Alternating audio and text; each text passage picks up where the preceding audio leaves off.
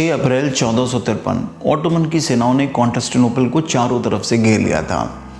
शायद ही किसी को भरोसा हो कि ओटोमन की सेनाएं इस बार कॉन्स्टेंटिनोपल को फतेह कर पाएंगी, और उनका भरोसा तब और कमज़ोर हो गया जब उन्हें पता चला कि ओटोमन सेना का नेतृत्व 21 साल का सुल्तान महमद द्वितीय कर रहा है। इतिहास गवाह था कि पिछले 1100 सालों में कॉन्स्टेंटिनोपल किले की दीवारों ने किसी भी सेना के सामने सर नहीं झुकाया था। कितना भी भीषण हमला हो, कॉन्स्टेंटिनोपल किले की दीवारें सर उठाकर खड़ी थीं। लेकिन इस बार महमद जिस तैयारी और इरादे से कॉन्स्टेंटिनोपल की घेराबंदी कर रहा था, उसे देखकर यह लग रहा था कि कॉन्स्टेंटिनोपल किले को इस बार अपनी इज्जत बचाना आसान नहीं होगा। और हुआ भी कुछ ऐसा ही। 53 दिन चले इस भीषण संघर्ष में दुनिया ने अनेकों हैरान कर देने वाली रणनीति और भयानक खून खराबा देखा। ओटोमन साम्राज्य ने बैजेंटाइन साम्राज्य की इस राजधानी को नेस्तनाबूद करने के लिए अपनी जान की बाजी लगा दी। दोस्तों, हम बात कर रहे हैं मध्यकालीन इतिहास के एक हैरान कर देने वाले और भयानक संघर्ष की, जिसमें बैजेंटाइन साम्राज्य ने अपने अस्तित्व के लिए एक भीषण संघर्ष किया। तो चलिए दोस्तों, जानते हैं क्यों ओटोमन साम्राज्य के लिए ये युद्ध इतना महत्वपूर्ण था और क्यों पिछले 1100 सालों में कोई भी कॉन्स्टेंटिनोपल के किले को फतेह नहीं कर पाया। दोस्तों, इतिहास के इस रोमांचक सफ़र में आगे बढ़ने से पहले मैं आपका साथी, आपका गाइड सैम अपने इस YouTube channel super Sam story में आप सबका स्वागत करता हूं और आशा करता हूं कि आप सभी स्वस्थ, मस्त और ज़बरदस्त होंगे। तो चलिए दोस्तों, शुरू करते हैं आज का एपिसोड। बैजेंटीन साम्राज्य पिछले 1100 सालों में सिमटता हुआ अब बस कुछ वर्ग किलोमीटर तक ही सीमित रह गया था, और पिछले 200 सालों में उसकी आबादी लगातार हमलों और यूरोप में फैली बीमारी ब्लैक डेथ के चलते 4 लाख से 50,000 से भी कम रह गई थी। पिछले 1100 सालों में कॉन्स्टेंटिनोपल, जिसे हम आज इस्तांबुल के नाम से जानते हैं, को जीतने के अनगिनत बार प्रयास किए गए, पर उसकी भौगोलिक स्थिति और शहर के बाहर किलों की मजबूत दीवारों के चलते कोई भी सेना उसे जीत नहीं पाई। कॉन्स्टेंटिनोपल शहर का ज़मीनी भूभाग 12 मीटर ऊंची और 5 मीटर चौड़ी दूर की दीवारों से सुरक्षित था। वहीं इस शहर के पिछले भाग की सुरक्षा समुद्र खुद कर रहा था। हालांकि इस तरफ के किले की दीवारें सिर्फ 6 मीटर ही ऊंची थीं, पर समुद्र का स्तर ना रहना यहाँ किसी भी दुश्मन सेनाओं को किले तक पहुँचने में ज़बरदस्त रुकावट पेश करता था। कॉन्स्टेंटिनोपल का एक भाग, जो कि सी ऑफ मरमरा से लगा था, जिसे गोल्डन हॉर्न के नाम से भी जाना जाता था, काफ़ी शांत रहता था। उसकी सुरक्षा के लिए कॉन्स्टेंटिनोपल ने वहाँ मोटी जंजीरों का एक जाल बिछा रखा था, जिससे कि कोई भी दुश्मन समुद्री सेना गोल्डन हॉर्न में नहीं घुस सकती थी। कॉन्स्टेंटिनोपल का यह भाग ही सबसे कमज़ोर और असुरक्षित भी था, परंतु शहर की भौगोलिक श्रेष्ठता उसको हर खतरे से सुरक्षित रखती थी। अपने पिता की मृत्यु के बाद महमद द्वितीय 19 साल की उम्र में ओटोमन एम्पायर की गद्दी संभालता है। उसकी उम्र और अनुभवों को देखते हुए यूरोपीय देशों को उससे कम ही खतरा महसूस हो रहा था, लेकिन वो जल्दी ही गलत साबित होते हैं। महमद गद्दी पर बैठते ही ओटोमन सेना का न केवल विस्तार करना प्रारंभ करता है, बल्कि वह सी ऑफ मरमरा के पास के किलों को भी मजबूत कर लेता है। उसकी इन सामरिक गतिविधियों से बैजेंटाइन किंग कॉन्स्टेंटाइन 11 को भी अंदाज़ा हो जाता है कि महमद अपने पिता का अधूरा काम पूरा करने में पूरी जल्दी में है, और वो कॉन्स्टेंटाइन की घेराबंदी कर जल्द से जल्द उसे ओटोमन साम्राज्य में मिला लेना चाहता है। इसी के चलते कॉन्स्टेंटाइन पोप के साथ कई यूरोपीय देशों से मदद की गुहार करता है। वहीं महमद ने न केवल एक विशाल और प्रशिक्षित थल सेना का गठन किया, जिसमें 50 से 60,000 सैनिक थे, और जेनिसरीज का एक विशाल दस्ता था, जो कि उस समय तक पूरे यूरोप और एशिया में सबसे बेहतरीन सैनिकों के रूप में जाने जाते थे।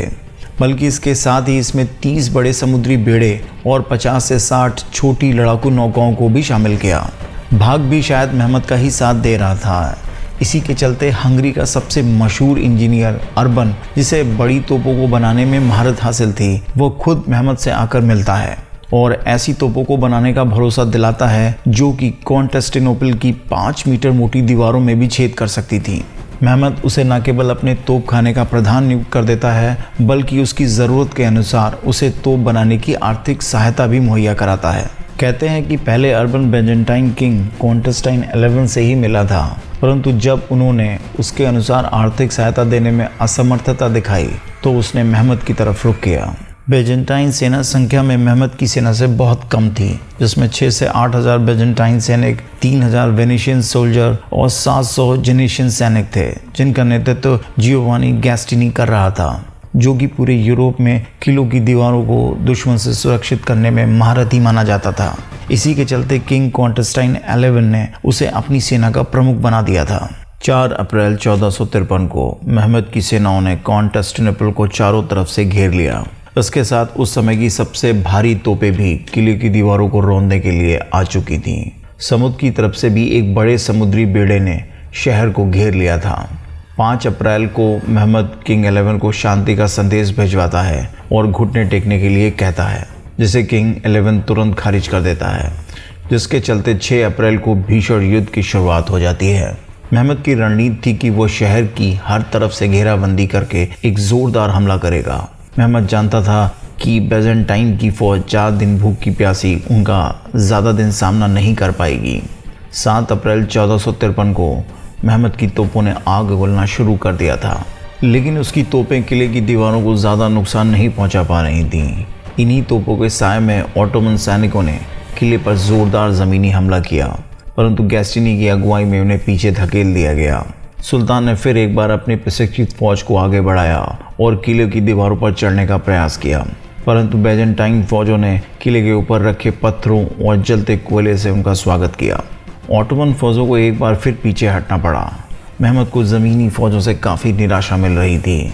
मेहमद को लगने लगा था कि वह किले को तब तक नहीं जीत सकता जब तक उसका समुद्री बेड़ा गोल्डन हॉर्न में प्रवेश नहीं कर जाता। मेहमद समुद्री बेड़े के कप्तान बॉल्टोग्लू को गोल्डन चेन को क्रॉस कर हॉर्न में प्रवेश करने का आदेश देता है, परंतु छोटी सी ही सही गोल्डन हॉर्न की सुरक्षा कर रहा कॉन्स्टेंटिनोपल का समुद्री बेड़ा बॉल्टोग्लू के बेड़े को पीछे धकेल देता है। इस घटना से सुल्तान मोहम्मद थोड़ा परेशान हो जाता है, लेकिन उसके सब्र का बांध तब टूट जाता है जब पोप का भेजा समुद्री बेड़ा और मदद ऑटोमन समुद्री बेड़े को चकमा देकर बड़े आराम से गोल्डन हॉर्न में प्रवेश कर जाता है।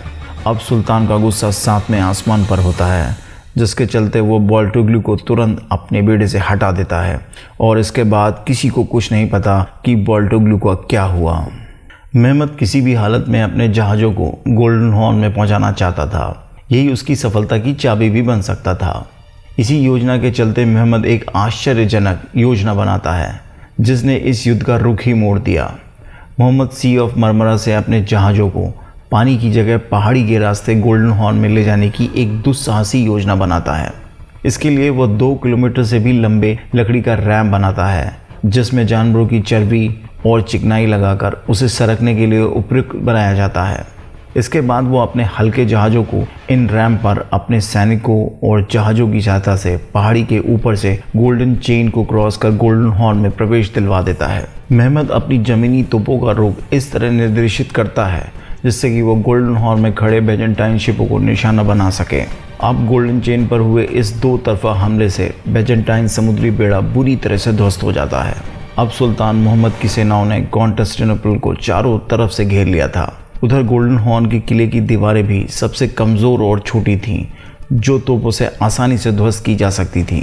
इस सब के चलते गैस्टिनी को बहुत सारे सैनिकों को गोल्डन हॉर्न की तरफ भेजना पड़ता है, जिसके चलते किले के सामने की ज़मीनी दीवार की सुरक्षा कमज़ोर पड़ने लगती है। हालांकि इसके बावजूद भी गैस्टिनी किले को सुरक्षित रखने में सफल रहता है। अब तक किले की घेराबंदी किए 45 से भी ज़्यादा दिन गुजर चुके थे, परंतु किला अभी भी मजबूती से रोज हो रहे तोपों के आक्रमण को आसानी से झेल रहा था।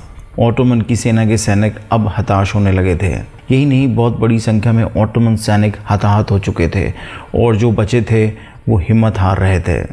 सुल्तान भी अब आपा खो रहा था और सैनिकों की मनोदशा से अवगत था।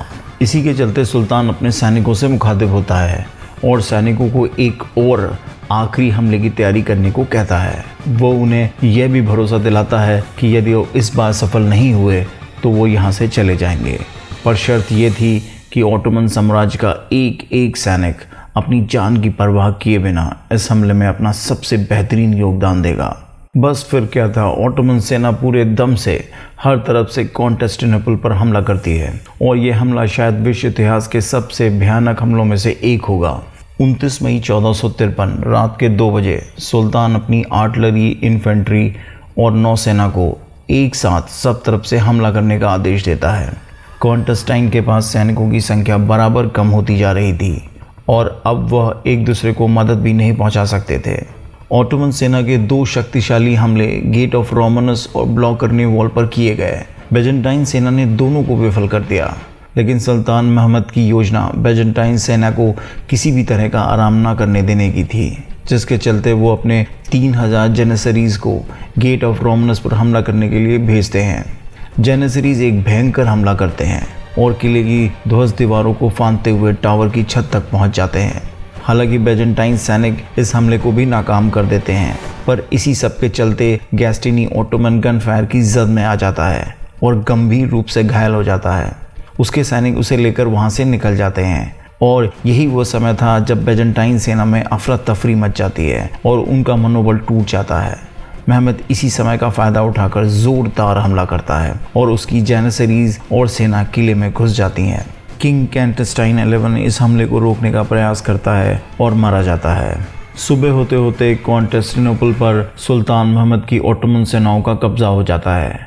1100 सालों से जिस किले की दीवारों को कोई छू नहीं पाया, आज वह सब ध्वस्त पड़ी थीं। मोहम्मद की सेनाओं ने किले को 3 दिनों तक जी भर के लूटा और कत्लेआम किया। हालांकि मोहम्मद ने वहाँ की कला संस्कृति को सुरक्षित रखने का पूरा प्रयास किया। इसी के चलते उसने इस समय के सबसे बड़े चर्च हेजिया सोफिया को एक मस्जिद में बदलकर उसका नाम हाया सोफिया कर दिया। मोहम्मद ने किले पर आते ही लूट और कत्लेआम को तुरंत रुकवाने का आदेश दिया। यही नहीं, मोहम्मद इस किले में अपने लोगों को बसाकर ऑटोमन साम्राज्य की राजधानी कॉन्स्टेंटिनोपल स्थानांतरित कर देता है और इस शहर का नाम इस्तांबुल रख देता है। इस शहर के ऑटोमन साम्राज्य में आते ही उसका यूरोप के साथ सीधा संपर्क कायम हो जाता है और जिसके चलते उस समय के सबसे महत्वपूर्ण व्यापारिक मार्ग पर भी ऑटोमन का नियंत्रण आ जाता है। इस फतह के साथ ही महमद को दुनिया में महमद द कॉन्करर के नाम से जाना जाने लगता है। कॉन्स्टेंटिनोपल विजय को मध्यकालीन इतिहास का अंत भी माना जाता है। इस विजय के साथ ही महमद द्वितीय ने बेजेंटाइन साम्राज्य के ताबूत में आखिरी कील ठोक दी और इसी के साथ पूर्वी रोमन साम्राज्य का अंत हो गया। इस विजय के साथ ही ऑटोमन सुल्तानों को दुनिया के बेहतरीन शासकों में गिना जाने लगा और शायद इसी युद्ध का परिणाम था कि ऑटोमन सेना ने आधे से अधिक पूर्वी यूरोप और अफ्रीका के तटीय भागों पर कब्जा कर लिया और एक ऐसे साम्राज्य का निर्माण किया जो 1919 के प्रथम विश्व युद्ध तक पूरी दुनिया पर राज करता रहा। दोस्तों, आज के लिए बस इतना ही। आपको ये कहानी कैसी लगी कमेंट बॉक्स में कमेंट करके ज़रूर बताइएगा। और दोस्तों, आगे बढ़ने से पहले आप सभी से एक रिक्वेस्ट है, एक इल्तजा है, एक गुजारिश है कि जिन्होंने भी हमारे इस YouTube चैनल को सब्सक्राइब नहीं किया है तो please please please subscribe this YouTube channel और साथ में इस बेल आइकन को दबाना मत भूलिएगा, जिससे कि आपको लेटेस्ट अपडेट्स मिलते रहें। तो दोस्तों, अब अपने दोस्त सैम को इजाज़त दीजिए। फिर मिलेंगे एक हैरान कर देने वाली रोमांचक कहानी के साथ। तब तक गुड डे, शब खैर।